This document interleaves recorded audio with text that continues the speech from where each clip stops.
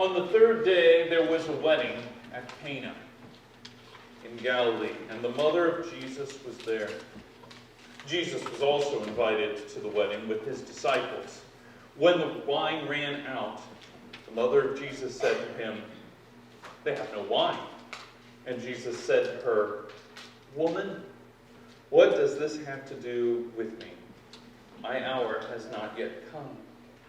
His mother said to the servants, "Do whatever he tells you."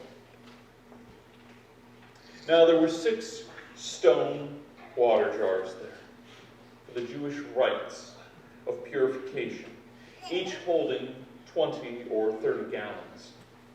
And Jesus said to the servants, "Fill the jars with water." And they filled them up to the brim. And he said to them, "Now draw some out and take it to the master of the feast." So they took it. And when the master of the feast tasted the water now become wine, did not know where it came from, though the servants who had drawn the water knew. The master of the feast called the bridegroom and said to him, "Everyone serves the good wine first, and when people have drunk freely, then the poor wine. But you have kept the good wine until now." This was the first of his signs, and Jesus did it at Cana in Galilee, and manifested his glory, and his disciples believed in him. After this he went down to Capernaum with his mother and his brothers and his disciples, and they stayed there for a few days. And that's not in the reading, but I gave you a little bit extra. The word of the Lord.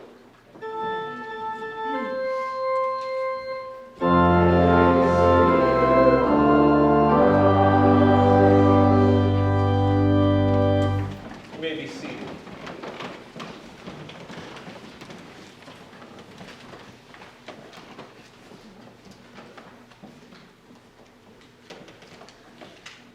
I can remember my dad talking about this passage, because this is the passage that Amy and I had read at our wedding. And I remember my dad being a little taken aback when I stated that Amy and I wanted this as our wedding verse. It seems like a no-brainer. I mean, it is this passage in Scripture that deals really explicitly with a wedding. And yet, when I talked to my dad, and I actually talked to other pastors about this, the thing that came up was surprise, because many of them had not heard this read at a wedding.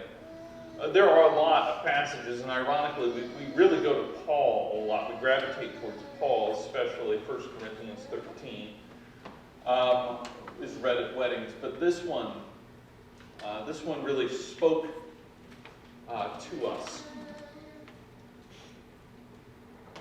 The reasons make sense, though. The reason why the other passages are chosen.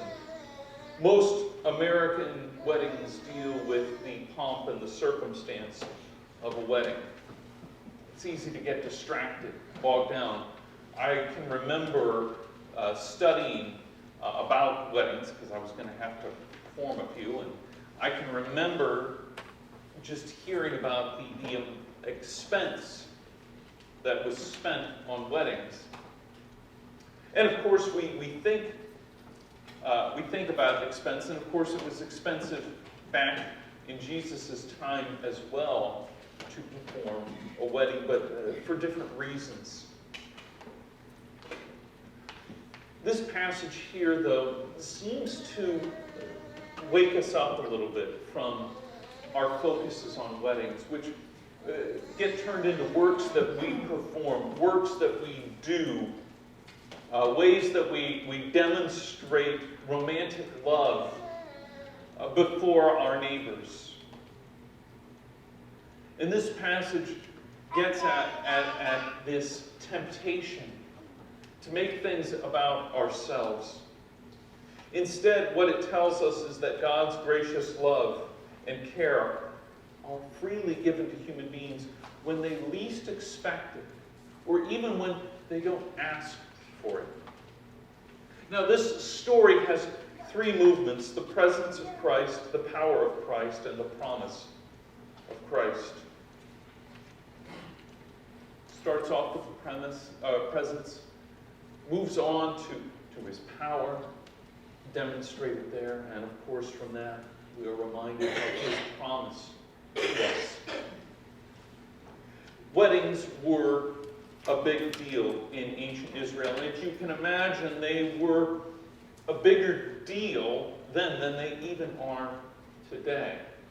I think we all think that we've seen big weddings before, and there are wedding magazines and weddings on TV shows and whatnot. But in Jesus' day, the focus wasn't so much on the bride and the groom, so much as their benevolence, their care for their community. They're demonstrating that they were going to be good people to their community. And these events, we are told, these weddings would not just be one night. They would be a week. We have other references in Jewish literature of them lasting 2 weeks.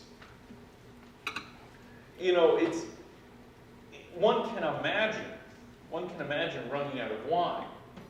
But when a wedding lasts for a week, you wonder, my goodness, how would they ever be able to stock enough wine for that? It just makes sense. But as I've said, today's wedding, they put the focus on the individuals. And in Jesus' day, the focus was on how the people getting married would care for their community. I think that's something for us to kind of have in the back of our mind. Because just as in Jesus' day, people could lose focus, we lose focus too about the purposes of God. Now, we're not sure exactly how Jesus managed to get an invitation to this, but we do find that the Messiah is sitting here with some of his disciples. Soon, though, gossip or word gets around, as it usually does, that they're about ready to run out of wine. This, of course, I don't need to tell you, would have been an amazing embarrassment to a couple that's trying to demonstrate just how good they will be for their neighbors, just how good they will be to their community. And they can't even stock enough wine to provide for their community. I love how this all goes about, because it's not the bride or the groom telling Jesus. Rather, Mary gets wind of it, and she goes to Jesus. Ever resourceful, she tells him that he better do something about this. Now, I'm not sure if she really knew what he was going to do, and John states that this is his first sign, so I don't think she was expecting a miracle. Jesus' response is best translated as, "Why should I get involved? The time hasn't come." We may find this curt and abrupt. Even his statement of woman, which in his day and age wouldn't have been as derogatory as we think of it. And clearly John has Jesus referring to Mary as woman many times, as well as other women throughout the Gospels. But it's a little abrupt, and it shakes us here. Why wouldn't Jesus get involved in this problem? The simple reason is he is stating that his time hasn't come. And again, that's something for us to ponder a little bit. In this passage, I remember this past week I got an email, one of the questions from our question and answer time, and I got an email asking about predictions about the end times in the Old Testament.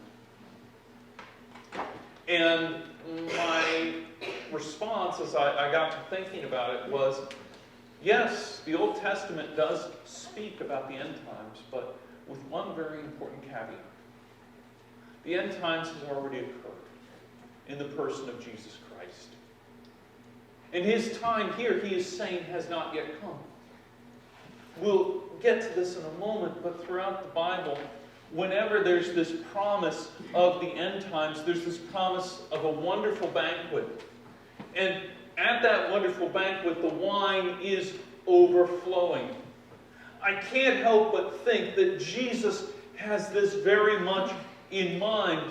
This question of the great banquet feast hasn't started. Why are you asking me to start this right now? My time hasn't come yet. But, as we notice, I love the next passage. Mary walks away, and I can almost hear her whispering into the ears of the servants, do whatever he tells you to do. She knows her son. She knows he's going to take care of this. And it may not be the great banquet feast of the Lamb at the end of all days, but by gum, it's going to be a story that people are going to tell, and that we tell still. Now, Jesus offers the proper balance for his disciples to notice about how to deal with these problems. He is promising to do something. He will do something about this issue. However, we notice that Jesus stops the gossiping right then and there. Mary decides to trust Jesus by having the servants assist in secret rather than drawing attention to the guests. So easy to miss that. It's so easy to overlook that Jesus is working behind the scenes. Jesus is going to fix the problem. And he's not trying to make anybody look bad. In fact, it'll turn out much better than anyone can possibly imagine. So Jesus tells the servants then to fill up the large water basins. And this is very important. These details are very important. Notice that the Bible is talking about the size of them, but it's also talking about the material. The basins were used for ritual cleansing. That is an important thing. It's so important John even includes that bit of information. These basins are used for ritual cleansing. And they were made from stone, which according to Leviticus 11:33 would have made it very pure indeed. You see, if they had been made of pottery, they had to be broken after the use. They would have been ritually defiled, ritually unclean. But stone vessels didn't have that. And so, time and time again, they could be used not as temporary things, not as discarded things, but they would have been used to ritually purify people. And anything put in them would not be defiled. Now, assuming that they held 20 gallons, thereabout, and that there were 6 of them, that works out to about 120 gallons of water, which would be wine, or about 160 bottles of wine. Jesus then asks them to draw out some of this water and hand it to the architrikalinos. This person, this architrikalinos, was kind of a whole jack of all trades for the wedding. A mixture of wedding planner, master of ceremonies, and head waiter, if you will, all rolled into one. Now, the thing is, this person probably knew a great deal about weddings. This wasn't just handing it off to some poor schlub. This was a person that had been dealing with the best wines and wines that were just a hair's breadth away from vinegar and headaches. And so, here he tastes this wine. And he is so amazed. It's not just that he says what he says. It's not just that they see a smile. Instead, he actively calls the groom. After tasting the wine, he calls the groom over to him. And the groom, we have to remember in this story, is completely oblivious to what has been going on in this behind the scenes. He's completely oblivious to the works of Jesus. And so when the compliment comes to him, here is a man who thought he had run out of wine. Here is a man who thought that the entire neighborhood would be talking about him behind his back. Saying, look at him, that's the guy who ran out of wine on his wedding night. What does that say about him? But not only that. It's not just, oh, we found more wine. It's, this is the best wine we've ever had. The significance of this is that while the bridegroom wasn't sure how he was going to deal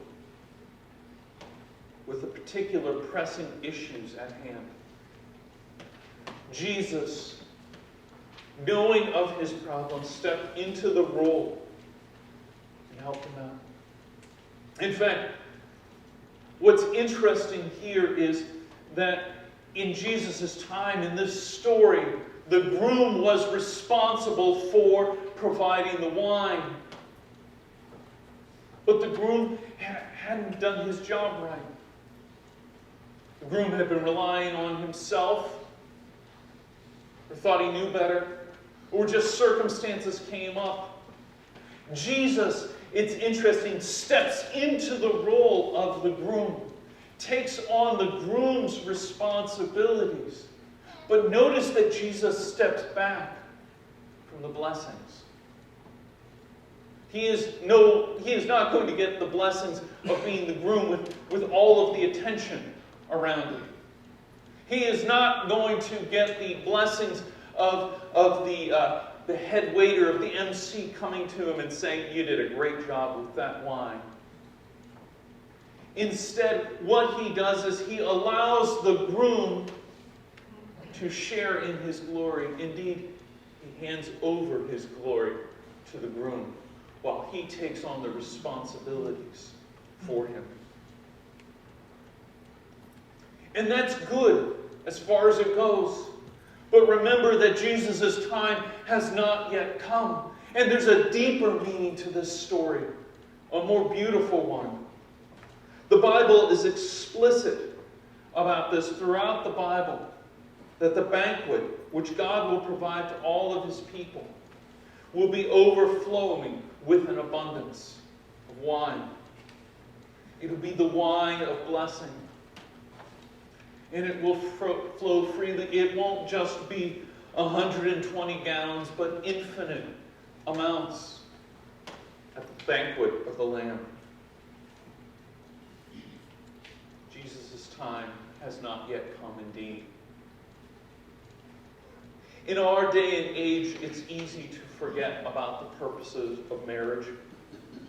And sadly, Christians forget about marriage. Instead, we adopt and listen to worldly commentaries about God's purposes in marriage. It's easy when we do that for God to become sidelined. For the story of the wedding at Cana to be something that we vaguely remember, but we certainly would rather have something else preached at our wedding. But if we keep Christ's presence to nothing more than a spectator at our weddings, the question remains then, what will be Christ's purpose in our marriages? In this passage, we see that Christ is present in the day-to-day life events that we experience. weddings and marriages, time spent with friends, time spent with family. He can be called upon to provide aid in our situation. And He will remind us that as wonderful as His provisions are now and here in this world, His time has not yet come. And there will be a banquet that all of us will be talking about for all of eternity. John tells us that this is the first of His signs that He proclaims throughout the Gospel of John. Yet John ends with a curious statement, even though John records only 7 signs. At the end of John, he said, if all of the works of Christ were written down, I don't even think the world could hold them. A God who is willing to work so abundantly in our lives here and now, in our need here and now, promises that one day, He will provide infinitely more. Despite these promises, the busyness of life grabs us by the lapels and tells us we need to focus on ourselves, that we can't rely upon Christ to do anything for us. We forget the fact that Christ's mission in the world is not to gain adherents or members like some sort of grocery club. Instead, Christ's purpose is to deepen and to give us all the promises that He promises to give us for His glory, for His proclamation. And we forget to see Christ in the celebrations and the stories of our lives. There's nothing wrong with the other verses used in weddings. Love is patient and all that. It does call us to be devoted to one another. And couples are stronger together than apart. But in reading this again, I'm thankful that Amy and I selected this to be our verse. Because when the wine runs out in our lives, which it will from time to time, we don't feel we measure up to our neighbors. It's good to be reminded that behind the scenes, working in His own particular way, Christ is very much present and promises to rescue. Amen.